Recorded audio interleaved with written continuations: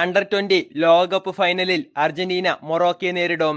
കൊളംബിയയെ എതിരില്ലാത്ത ഒരു ഗോളിന് തോൽപ്പിച്ചാണ് അർജന്റീന ഫൈനലിൽ കടന്നത്. 72-ാം മിനിറ്റിൽ മാതിയോ സിൽവേറ്റി നേടിയ ഗോളാണ് അർജന്റീനയ്ക്ക് ഫൈനലിലേക്കുള്ള വഴിയൊരുക്കിയത്. ഫ്രാൻസിനെ തോൽപ്പിച്ചാണ് മൊറോക്കോ ഫൈനലിൽ കടന്നത്. നിശ്ചിത സമയത്തും അധിക സമയത്തും ഇരു ടീമുകളും ഓരോ ഗോൾ വീതം നേടി.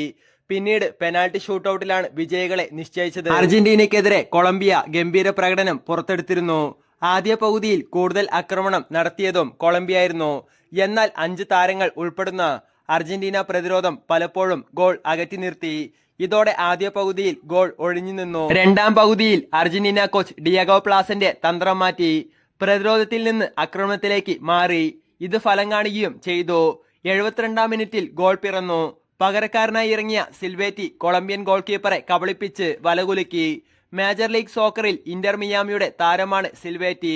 7 മിനിറ്റുകൾക്ക് ശേഷം കൊളംബിയൻ താരം ജോൺ റെന്റേറിയ ചുവപ്പ് കാർഡുമായി പുറത്തായത് കൊളംബിയയ്ക്ക് തിരിച്ചടിയായി.